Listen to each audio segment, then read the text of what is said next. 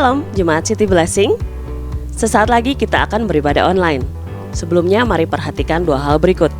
Yang pertama, pastikan Anda tidak melakukan kegiatan lain selain beribadah, membantu Anda fokus dari awal sampai akhir. Yang kedua, ajaklah orang di sekitar Anda untuk beribadah bersama. Selamat beribadah, Tuhan Yesus memberkati.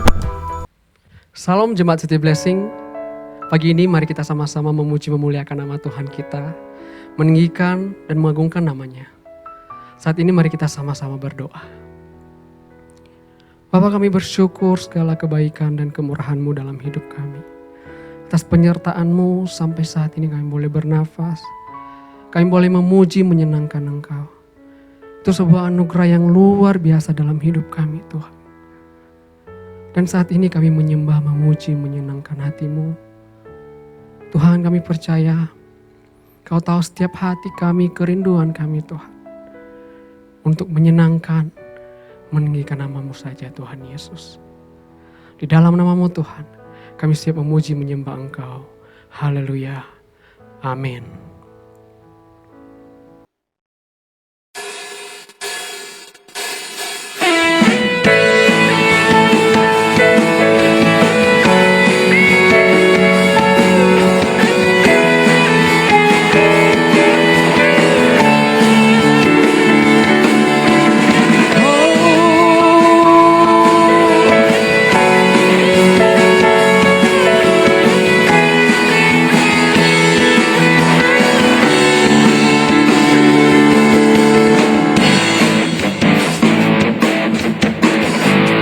Sama-sama katakan, lebih dari pemenang dalam segala perkara, iblislah dikalahkan oleh kuasa darahnya. Jikalau di pihak kita, siapa dapat melawan? Kita lebih dari pemenang. Pemenang dalam segala perkara, setelah dikalahkan oleh kuasa darahnya. Jika Allah di pihak kita, siapa dapat melawan? Kita lebih dari pemenang. Haleluya. Kibarkanlah panjinya, Yesus Raja segala raja. Haleluya. Bangkitlah gerejanya, kita lebih dari pemenang. Oh, haleluya. Kibarkanlah panjinya, Yesus Raja segala raja. Haleluya. Bangkitlah gerejanya, kita lebih dari pemenang.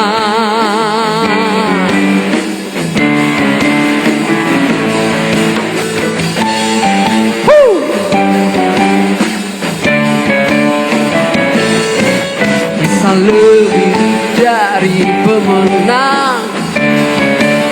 Dengan sama-sama, saya lebih dari pemenang. Bisa lebih dari pemenang. Saya lebih dari pemenang. Oh, kita lebih dari pemenang. Saya lebih dari pemenang. Jika Allah di pihak kita, siapa dapat melawan? Kita lebih dari pemenang. Haleluya. Kibarkanlah panjinya, Yesus Yesus Raja segala raja. Haleluya, bangkitlah gerejanya. Kita lebih dari pemenang. Kita lebih dari pemenang. Katakan saya lebih dari pemenang.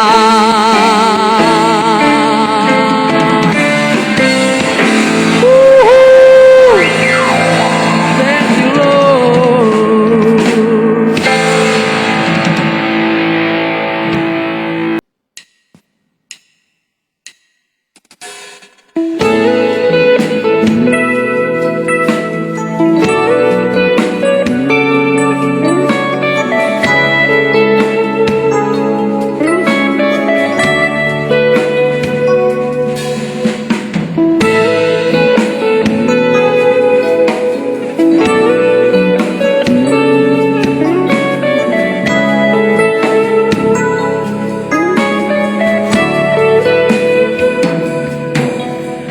Ketika ku hadapi kehidupan ini, jalan mana yang harus ku pilih? Ku tahu ku tak mampu, ku tahu ku tak sanggup. Hanya Kau Tuhan tempat jawabanku.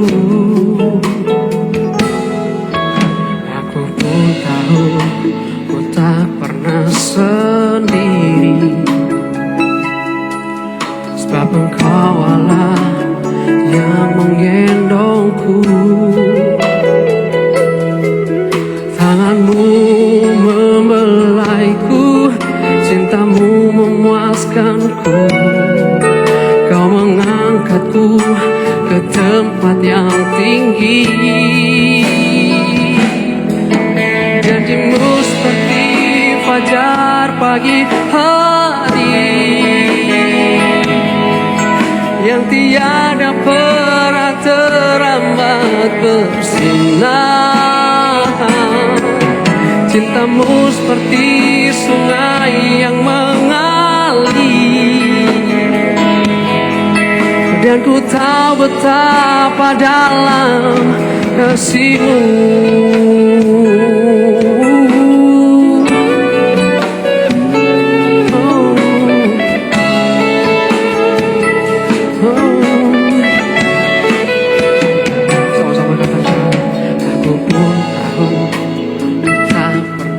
Sendiri,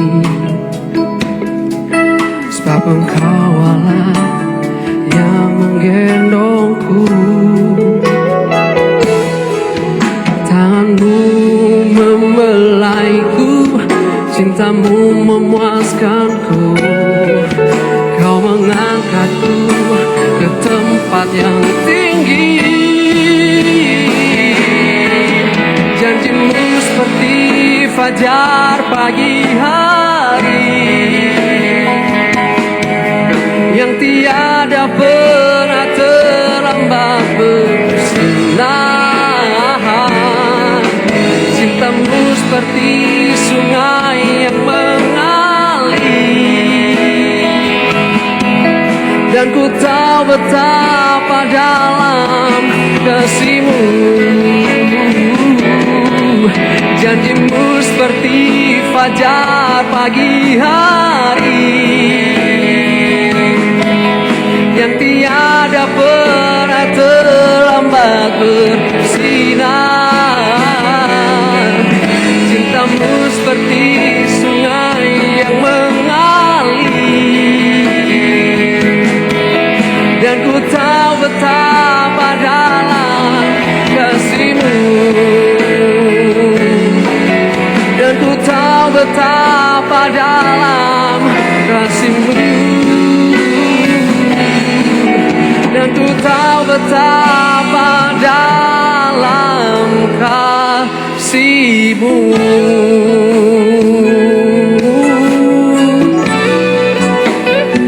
Kasih-Mu sungguh bagi kami.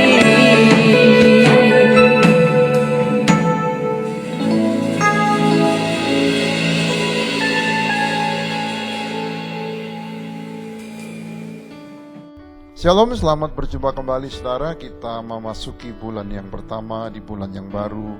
Seperti biasa kita akan melakukan perjamuan kudus. Saudaraku siapkan roti dan anggur atau penggantinya. Dan kita semua dengan iman dan percaya bahwa kita memperingati pengorbanan Tuhan Yesus di kayu salib untuk menebus dosa umat manusia, termasuk saudara dan saya. Dan status kita menjadi anak-anak Tuhan oleh karena karya Tuhan Yesus. Mari saudaraku angkat roti di tangan kanan saudara. Saya akan membacakan firman Tuhan dari 1 Korintus 11. Sebab apa yang telah kuteruskan kepadamu telah aku terima dari Tuhan, yaitu bahwa Tuhan Yesus pada malam waktu ia diserahkan mengambil roti,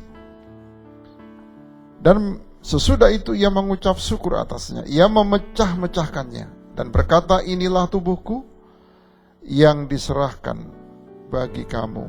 Perbuatlah ini menjadi peringatan akan aku. Mari kita berdoa. Bapa, kami mengucap syukur dan terima kasih dengan tubuhmu yang terpecah-pecah, supaya kami tetap dipersatukan. Firman Tuhan mengatakan bahwa bilur-bilur Yesus telah menyembuhkan sakit penyakit kami. Kami terima dengan iman di dalam nama Tuhan Yesus. Amin. Silakan makan, saudara.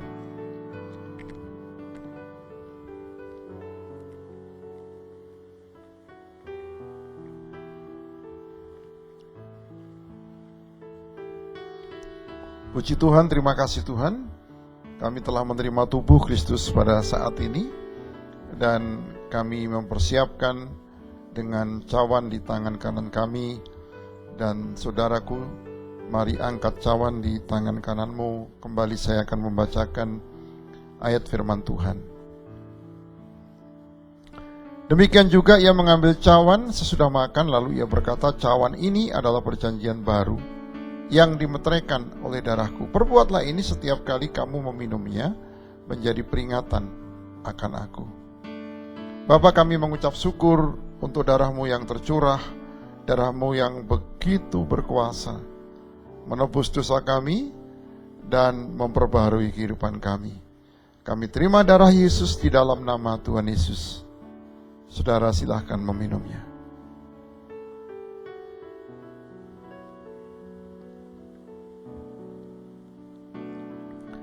Terima kasih Tuhan Yesus untuk tubuh dan darahmu. Sebab setiap kali kamu makan roti ini dan minum cawan ini, kamu memberitakan kematian Tuhan sampai ia datang.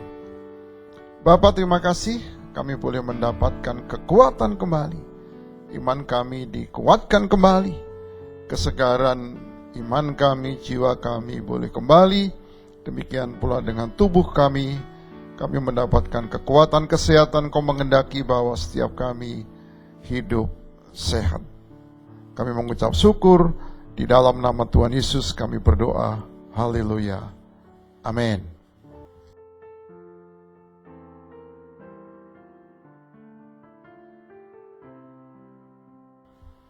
Haleluya. Puji Tuhan saudara.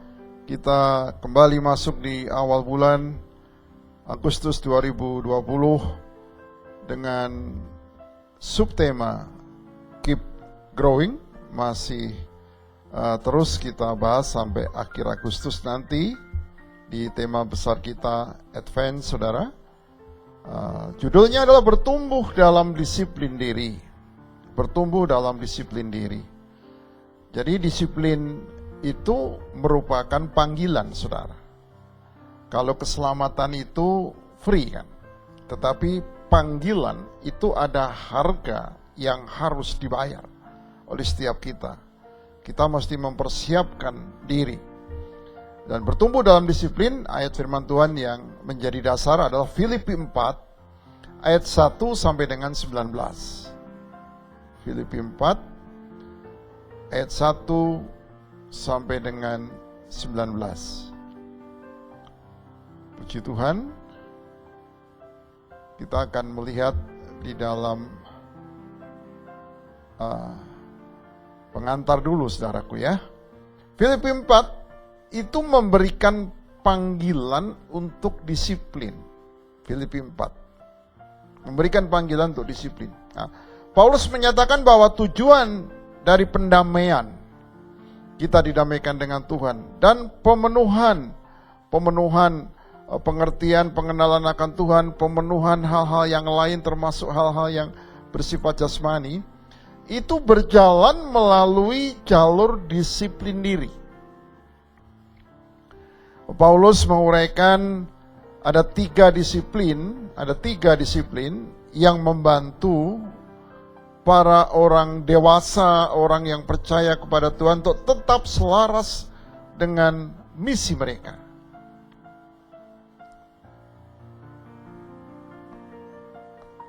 Kita bisa melihat bagian yang pertama. Bagian yang pertama dari tiga disiplin itu adalah atur tindakan kita, saudaraku. Atur tindakan Anda, saudara dan saya. Kita atur tindakan kita. Ini nanti kita akan lihat ayat 1 sampai dengan ayat yang kelima. Nah, Paulus memohon kepada teman-temannya pada waktu itu yang ada di Filipi untuk tetap berdiri teguh. Itu yang pertama. Kemudian yang kedua, hidup dalam harmoni. Yang ketiga, tampilkan penguasaan diri atau kontrol diri. Dari bagian satu, kita akan lihat bagian satu berdiri teguh. Saudaraku, bayangkan kalau kita berdiri teguh. Saya kalau melihat di Kesatrian, maksudnya di situ ada tempat, ada tentara atau apa, saudaraku, di depan itu ada penjagaan. Dan setiap tugas jaga itu dijaga oleh seseorang yang berdirinya pun dilatih. Semua ada aturannya.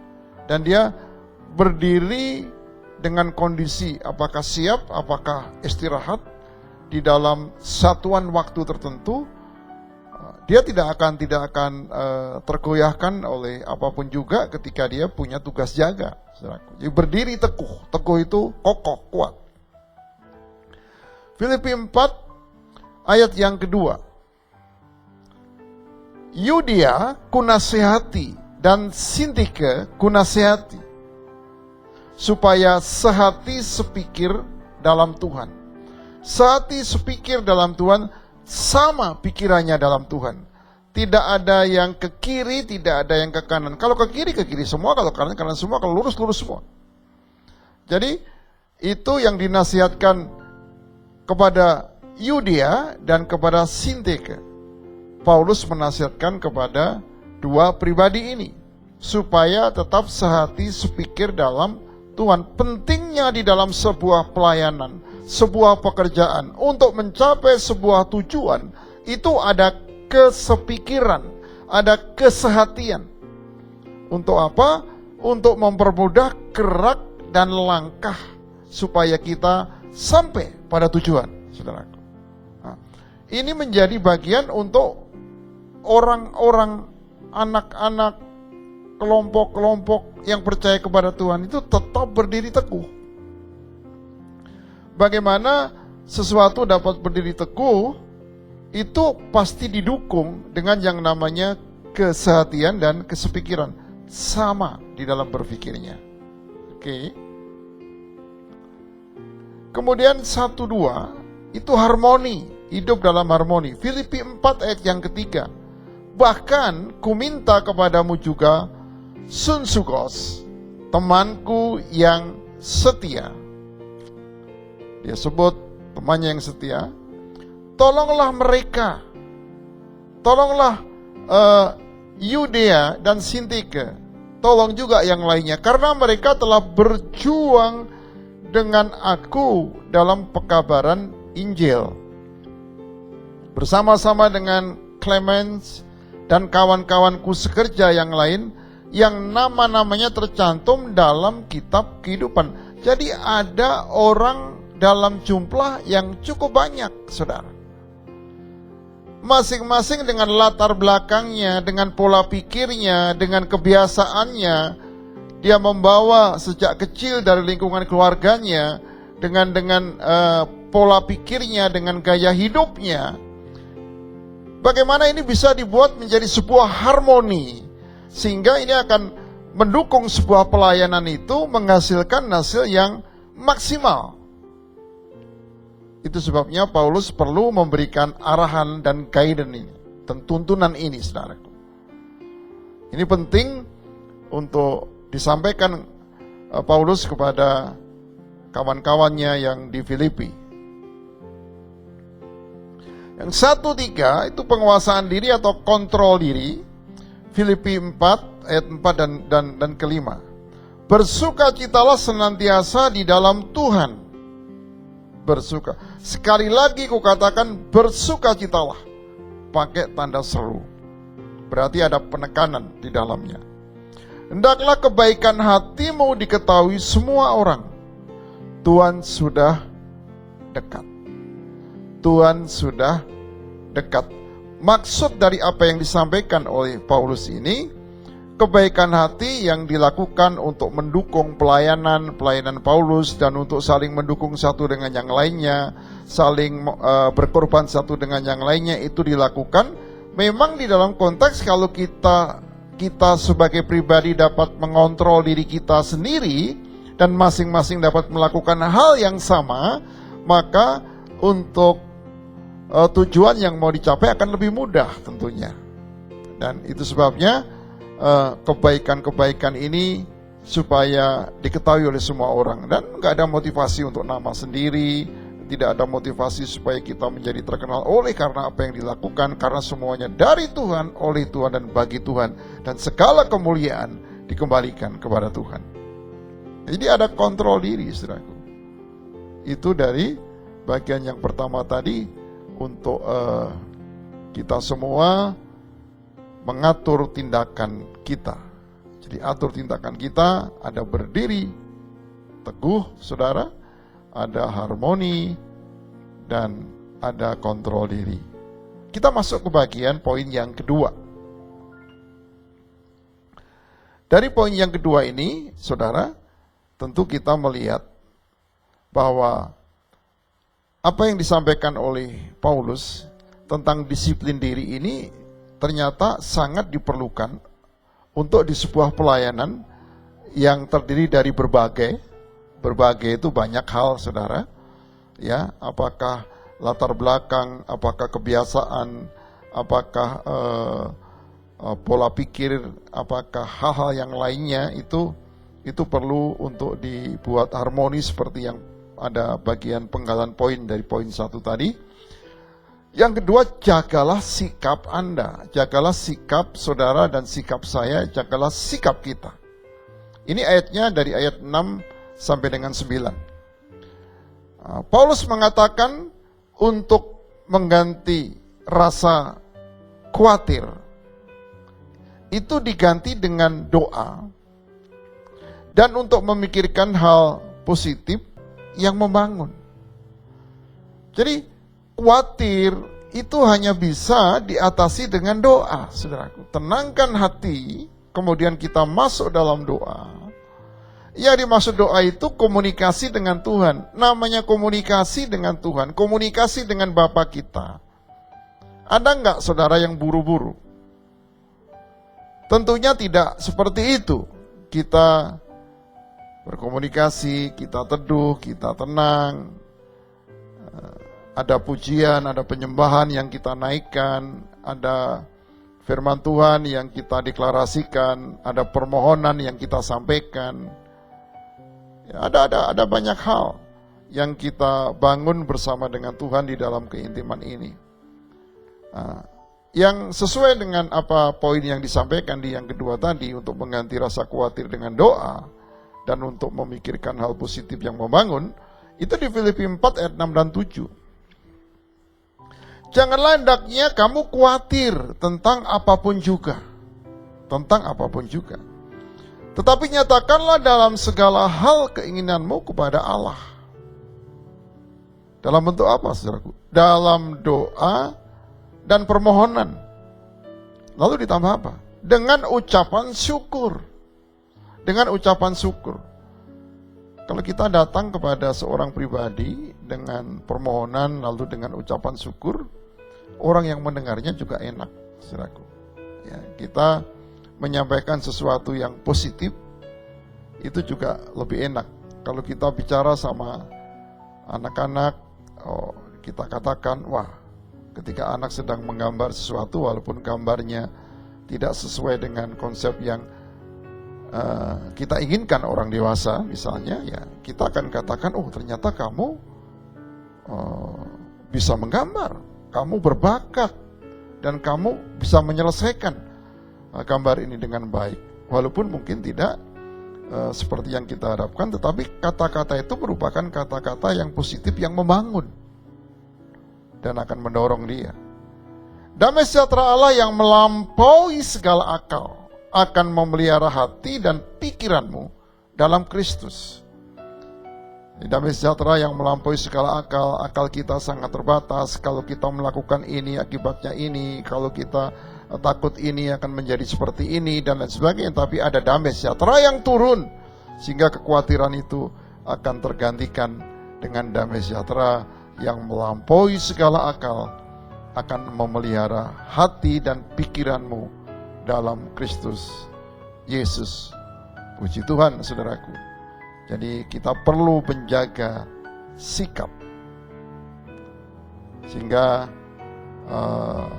rasa khawatir itu tidak menimbulkan kekhawatiran bagi orang lain.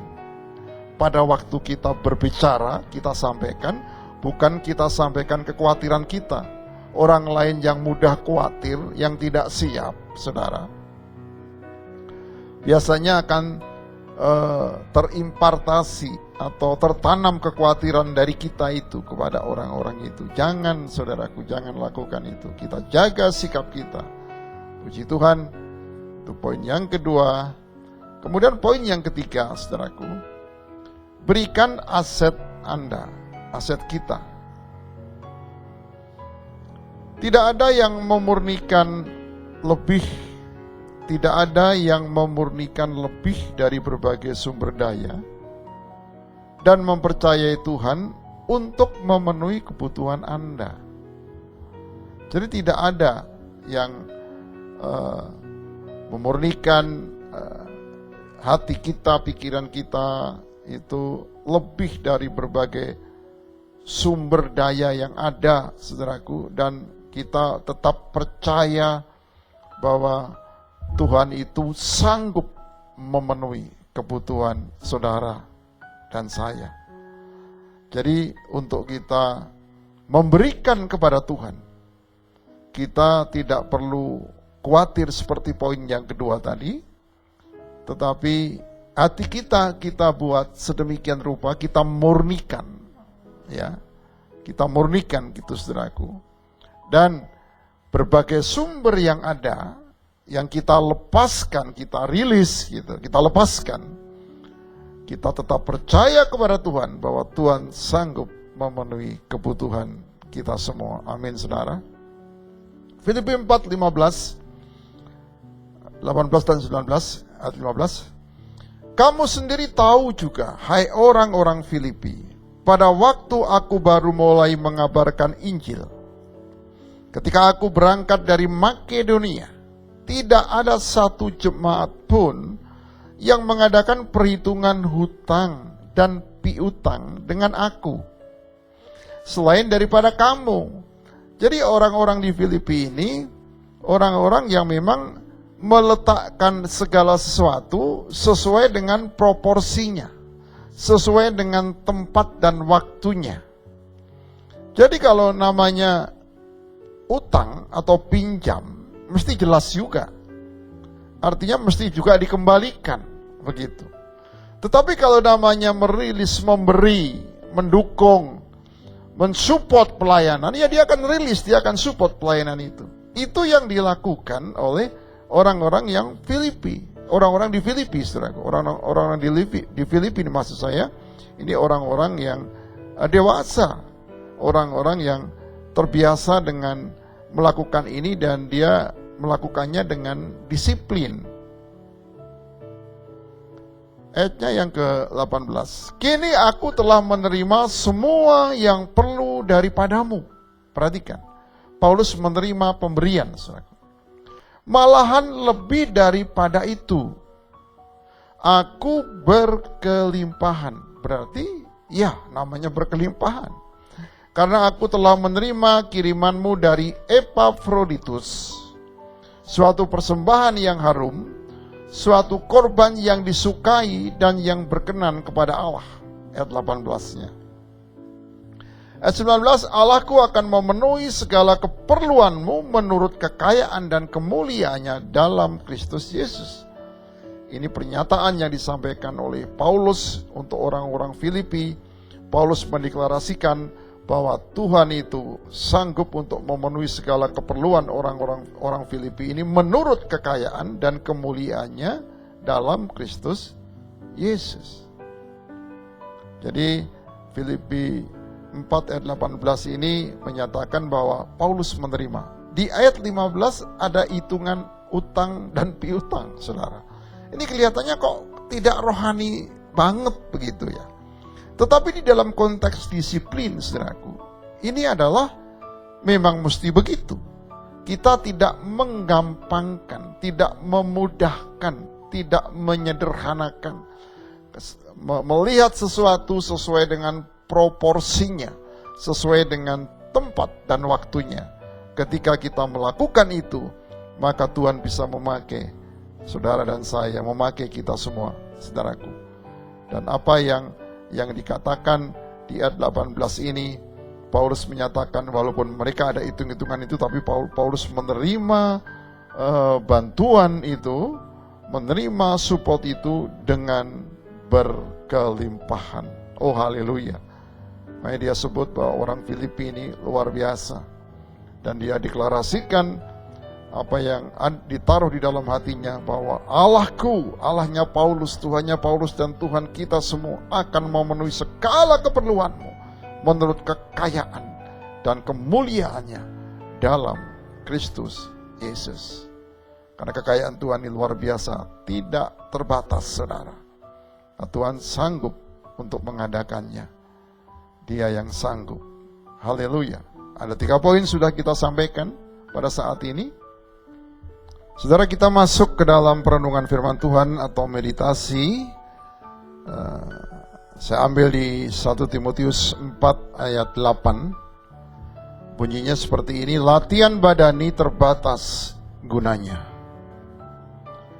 Latihan badani terbatas gunanya karena latihan badani tidak akan menjamin seseorang itu jiwanya menjadi kuat. Hanya fisiknya saja yang kuat. Otot-ototnya bisa berkembang. Tetapi ibadah itu berguna dalam segala hal. Bicara ibadah itu berguna dalam segala hal. Dalam ibadah itu motivasi kita yang akan diuji. Dan ibadah yang baik itu biasanya kita membiasakan dalam ibadah itu dengan motivasi yang benar, dengan sikap yang benar.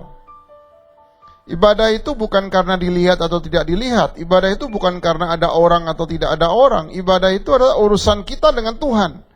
Bagaimana kita membangunnya di dalam pengertian itu, saudara. Kenapa ibadah itu berguna dalam segala hal? Karena mengandung janji. Janji apa? Janji-janji Tuhan. Janji-janji Tuhan, janji-janji yang iya dan amin. Artinya janji yang benar, janji yang pasti akan menolong kita, janji yang pasti penggenapannya terjadi dalam kehidupan kita. Baik untuk hidup ini maupun untuk hidup yang akan datang. Jadi bukan hanya untuk hidup sekarang ini saja. Untuk hidup sekarang ini ya, ada juga janji untuk hidup sekarang ini. Tetapi juga untuk hidup yang akan datang. Walaupun kita belum tahu persis untuk hidup yang akan datang, tetapi ada jaminan bahwa kehidupan kita saat ini dan kehidupan kita yang akan datang adalah kehidupan yang ada di dalam janji Tuhan. Penting, saudaraku, untuk ibadah. Dimanapun tempatnya, dimanapun situasinya, dan di waktu apapun, kehidupan kita itu merupakan bagian dari ibadah yang kita lakukan, sehingga kita melakukannya dengan motivasi yang benar. Kita perlu latih, saudaraku, perlu latih. Lukas 8 ayat 15, yang jatuh di tanah yang baik itu ialah orang. Jadi perumpamaan untuk menabur benih yang jatuh di tanah yang baik, tanahnya itu bicara tentang hati orang, hati manusia. Yang setelah mendengar firman itu, menyimpannya dalam hati yang baik. Menyimpannya dalam hati. Hatinya baik, saudaraku. Disimpan dalam hati, bukan hanya disimpan, lalu dibiarkan berproses, saudara. Lalu kita berjalan menjalani kehidupan kita, firman itu berbicara, firman itu hidup, lalu lanjutan dari kalimat ayat firman ini, dan mengeluarkan buah dalam ketekunan. Buah dalam ketekunan. Jadi rupanya perlu bertekun. Kata bertekun itu ada indikator, ada sesuatu yang dialami oleh pribadi itu sehingga dia butuh yang namanya tekun, saudara. Kalau dia menghadapi tantangan, dia akan lewati tantangan itu. Kalau ada persoalan, dia akan jawab itu persoalan. Kalau ada masalah, dia akan selesaikan itu masalah. Kalau dia menghadapi ada beban, dia akan bawa beban itu untuk sampai pada tujuan. Di Roma 5 ayat yang ketiga, dan bukan hanya itu saja, kita malah berpegah juga dalam kesengsaraan kita. Nah, ini juga menjelaskan dari ayat yang tadi, saudaraku ya. Karena kita tahu bahwa kesengsaraan itu menimbulkan ketekunan. Jadi kesengsaraan itu bukan menimbulkan keputusasaan, bukan menimbulkan keraguan, tetapi menimbulkan ketekunan. Ayat yang keempat dijelaskan, dan ketekunan menimbulkan tahan uji. Tahan uji dalam terjemahan bahasa Inggris yang lain, saudaraku, dikatakan itu adalah karakter. Jadi tahan uji itu padanannya karakter, dipersamakan dengan karakter. Ketekunan itu berbicara tentang sesuatu yang diulang-ulang.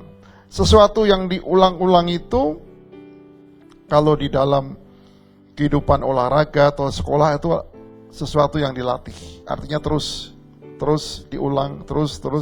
Nah, itu menimbulkan tahan uji atau menimbulkan karakter. Nah, karakter saudara mau jadi karakter yang seperti apa? Mau karakter seperti Kristus? Oh haleluya, puji Tuhan. Berarti kita memang harus percaya kepada Kristus. Percayakan firman-Nya, kita lakukan firman-Nya, dan itu akan menjadi kebiasaan kita, kebiasaan yang baik tentunya, dan akan menghasilkan karakter yang melekat dalam kehidupan kita. Dan tahan uji menimbulkan pengharapan. Hidup kita dipenuhi dengan pengharapan. Pengharapan apa? Bahwa masa depan kita semua adalah masa depan yang penuh pengharapan. Amin, puji Tuhan.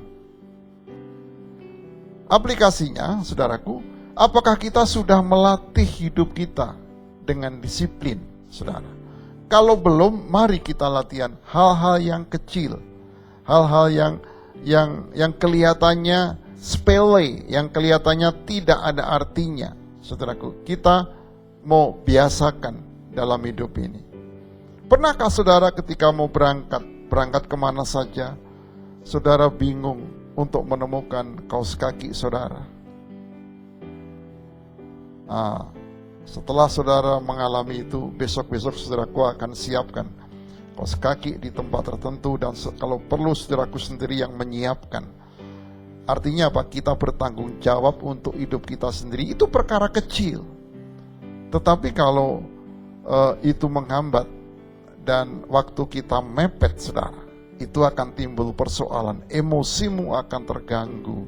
Mungkin kau sampai terpancing untuk marah, lalu menyalahkan orang lain, lalu mulai mencari kambing hitam. Dan kalau itu terjadi, artinya sederhana sekali, kita tidak sedang melatih hidup kita untuk bertumbuh di dalam disiplin diri. Mari kita semua melatih. Dan ada banyak hal-hal yang lain, saudaraku. Membiasakan sesuatu kok kita pelupa ya, kita catat. Simpan di HP dan lain sebagainya. Ya. Ada backup. Kalau nanti sedang ada gangguan, tetap ada backup. Apakah berupa catatan atau apa. Jadi kita sudah pikirkan sedemikian rupa. Ada plan A, plan B, plan C, dan seterusnya. Itu melatih. Salah satu upaya untuk kita melatih disiplin, saudara. Yang terakhir, kesimpulan, saudara. Puji Tuhan. Haleluya. Haleluya. Apa kira-kira yang bisa menjadi kesimpulan kita, saudaraku? Yesaya 50 ayat yang keempat, Tuhan Allah telah memberikan kepadaku lidah seorang murid, supaya dengan perkataan aku dapat memberi semangat baru kepada orang yang letih, lesu. Setiap pagi ia mempertajam pendengaranku untuk mendengar seperti seorang murid. Saudara, ayat ini berbicara bagaimana posisi kita adalah menjadi murid-murid Tuhan. Kata disiplin, kata dasarnya itu disciple, saudaraku. Disciple itu murid. Kalau kita mau melatih bertumbuh dalam disiplin diri, kita melatih diri kita menjadi seorang murid. Saudara dan saya yang pernah masuk ke sekolah, tentu mempunyai pengalaman-pengalaman dalam tanda petik, kalau menurut saudara dan saya tidak enak sebagai seorang murid, itu normal, saudaraku. Tetapi dengan ketidakenakan itu kita dilatih untuk kita menjadi lebih baik atau keluar dari zona nyaman kita. Kita masuk ke dalam wawasan dan kehidupan yang baru untuk mencapai sesuatu yang lebih besar. Jadi dikatakan kepadaku lidah seorang murid. Supaya apa? Supaya perkataan kita dapat memberikan semangat baru kepada orang yang letih lesu, yang membutuhkan. Bukan hanya perkataan, tapi pendengaran juga. Dan setiap pagi ia mempertajam pendengaranku. Itu sebabnya pagi-pagi atau di awal, saudaraku, kita pasang telinga kita. Hubungan intim dengan Tuhan bukan hanya kita yang berbicara, biarkan Tuhan berbicara kepada kita. Biarkan firman Tuhan itu membaca kita, saudaraku. Biarkan firman Tuhan itu membuka hati kita dan hati kita dipenuhi dengan firman-Nya. Dan untuk mendengar seperti seorang murid. Mendengar itu butuh latihan, saudara. Butuh berlatih. Di Yakobus dikatakan malah terlebih orang yang mendengar daripada berkata-kata. Jadi lebih utama yang mendengar. Mendengar itu perlu latihan. Di dunia banyak pelatihan untuk berkata-kata, untuk berbicara. Tetapi mungkin belum ada yang melatih untuk mendengar, saudaraku ya. Saya tidak tahu, saya belum pernah mendengar tentang itu. Tapi kalau ada ya puji Tuhan, saudara. Ya. Jadi kesimpulannya bersedia dimuridkan untuk memuridkan orang lain. Apalagi di masa-masa kita mau kembangkan carousel.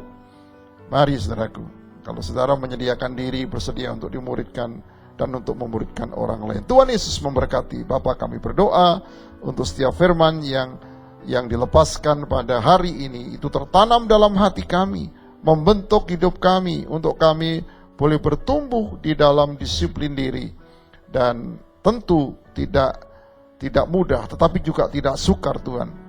Yang penting ketika kami mau dan kami mau berserah total kepada Tuhan, Tuhan akan bawa kami dan bentuk hidup kami seturut kehendak-Mu dan menjadi hidup yang terbaik. Di dalam nama Tuhan Yesus, jamah setiap kami. Bagi kami yang sakit, Tuhan sembuhkan dalam nama Tuhan Yesus. Bagi kami yang mengalami letih lesu, Tuhan kuatkan dalam nama Tuhan Yesus. Bagi kami yang mengalami pergumulan, Tuhan Kau memberikan kepada kami kuk yang kami bisa melalui pergumulan dan beban-beban itu bisa kami angkat. Dan kami percaya Tuhan hari ini kami mendapatkan kelegaan, mendapatkan kebebasan dan mendapatkan pembaruan dari Engkau. Dan kami siap untuk melatih diri kami bertumbuh di dalam disiplin diri. Di dalam nama Tuhan Yesus kami berdoa dan bersyukur. Amin. Saudaraku, mari buka hatimu untuk menerima berkat Tuhan. Terima kasih Bapa.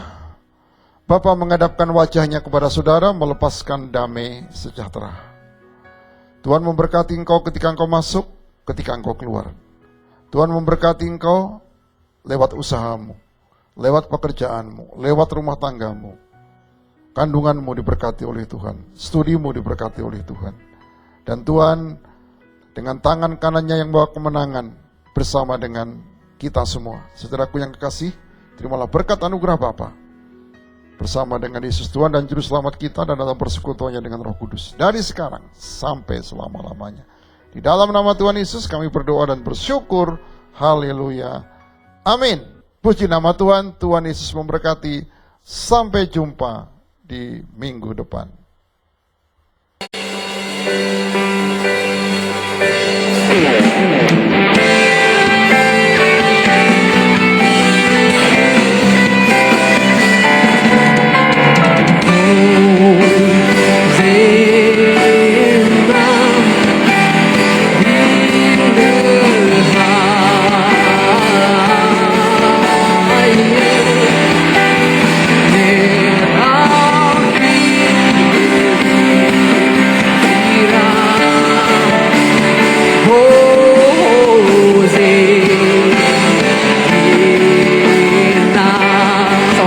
Bagi Tuhan kita,